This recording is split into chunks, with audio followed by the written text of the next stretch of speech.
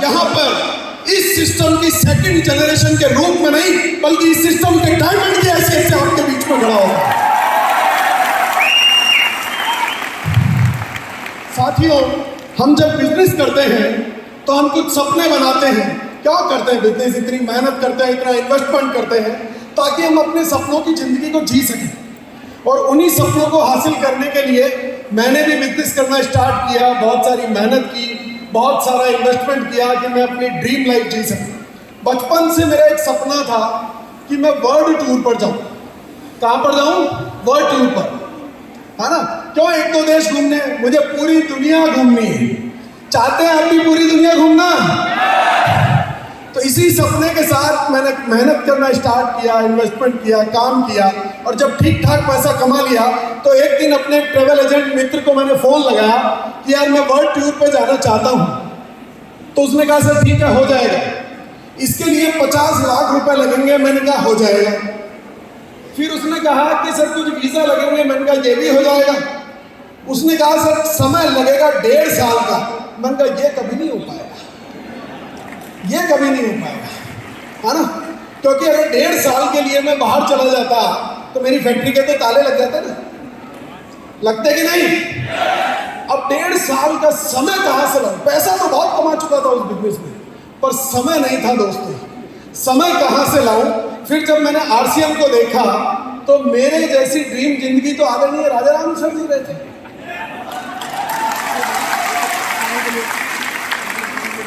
पिछले 3 सालों में 25 से ज़्यादा देशों की वो यात्राएं कर चुके हैं।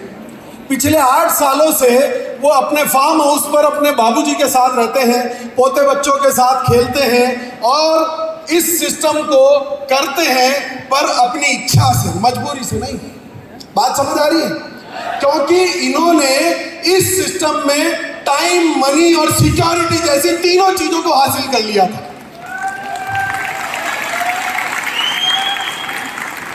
अगर समय पे मैंने निर्णय लिया होता तो ये टाइम, मनी और सिक्योरिटी मैं जी रहा होता और आज वर्ल्ड टूर का सपना अपना पूरा कर चुका होता। हम काम करते हैं ड्रीम इनकम के लिए, है ना।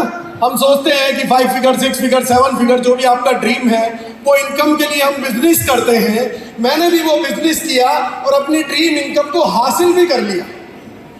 पर उस ड्रीम इनकम को हासिल करने के लिए साथियों, हर महीने की 7 तारीख को TDS का रिटर्न भरना पड़ता था, 10 तारीख को GST का रिटर्न, 14 तारीख को ESI, 20 तारीख को GSTR, और उसके बाद क्वार्टरली मुझे TDS का रिटर्न, GSTR 7 का रिटर्न, और उसके लिए कई ईयरली इनकम टैक्स रिटर्न। कई सारे डिपार्टमेंट लगते थे, labour department, pollution department, electricity department, RIICO department, और उसके अलावा मुझे कई सारे काम करने पड़ते थे। प्रोडक्शन करना पड़ता था, quality check, sales, dispatch, transportation, इतना सारा ताम झाम करने के बाद मैं अपनी ड्रीम इनकम को हासिल कर पाता था।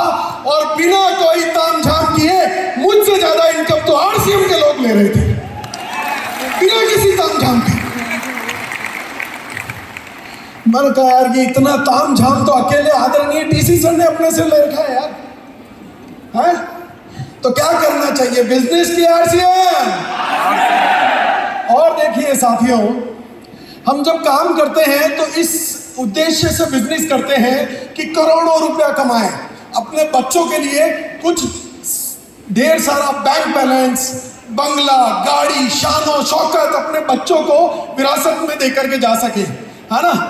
अब मान लीजिए, फर्ज कीजिए, हिंदुस्तान के बहुत बड़े उद्योगपति जिन्होंने अपने जीवन काल में 1 लाख करोड़ रुपए कमाए, कितने कमाए? और उनके 2 बेटे, दोनों बेटों को 50-50 हजार करोड़ रुपए विल में देकर के जाते हैं। क्या 50,000 करोड़ 7 पुश्तों के लिए काफी है? 50,000 करोड़, 50,000 करोड़ दोनों बच्चों को वो देकर के अपनी विल में जाते हैं। एक बेटा उस 50,000 करोड़ को कुछ सालों बाद 2 लाख करोड़ बना देता है, पर दूसरा बेटा वही बैंक करप्ट हो जाता है। तो काहे की सिक्योरिटी यार? आप लाखों छोड़ के जाओ, आप करोड़ों छोड़ के जाओ, सिक्योरिटी है, पर श्योरिटी क्या है? वहीं अगर आप RCM करते हैं तो अगर आप रूल बच्चों को रूबी का नॉमिनेशन मिलने वाला है। आप अगर डायमंड की टीम पर हैं तो डायमंड का नॉमिनेशन मिलने वाला है। और इसीलिए मैं कहता हूं कि आरसीएम सिक्योरिटी की श्योरिटी देता है, बिजनेस नहीं देता है। हम जब बिजनेस करते हैं तो हर बिजनेसमैन ये सोचता है, मैं भी यही सोचता था पूरी दुनिया की तरह, कि I am a proud tax payer और मेरे टैक्स के पैसों से इस भारत का निर्माण हो रहा है। हर पैसा कमाने वाला, टैक्स चुकाने वाला ये सोचता होगा कि मेरे टैक्स के पैसों से भारत का निर्माण हो रहा है ना? सोचते हैं ना? हमारे टैक्स के पैसों से ही तो ये डेवलपमेंट होता है ना, होता है। पर इसका दूसरा पहलू आज मैं आप लोगों को बताना चाहता हूं कि उस टैक्स के पैसों से कितना भारत का निर्माण हुआ ये तो मुझे नहीं पता, पर 20 साल से जो व्यक्ति मेरे साथ मेरी फर्म में जॉब कर रहे हैं और आज मेरी फर्म में वो हाईएस्ट पोस्ट पर, मैनेजर की पोस्ट पर हैं, उनकी सैलरी है मात्र 50,000 रुपए महीना। कितनी? और वहीं उनके छोटे भाई जितेंद्र कुमार जैन सर ने आरसीएम करने का निर्णय लिया तो आज उनकी इनकम है 3 लाख रुपए महीना। जो 20 सालों से मेरे साथ है। और आदरणीय मुकेश कोठारी सर और प्रहलाद राय सर भिलवाड़ा में जिस फर्म में जॉब किया करते थे, मैं वहां भी पता करके आया साथियों, वहां भी अगर किसी की हाईएस्ट इनकम है तो वो है 50,000 रुपए महीना। हेलो। और उसी शहर में आदरणीय मुकेश कोठारी सर आज रहते हैं 25 करोड़ के बंगले में। कौन कर रहा है नए भारत का निर्माण? बिजनेस। आपका टैक्स का पैसा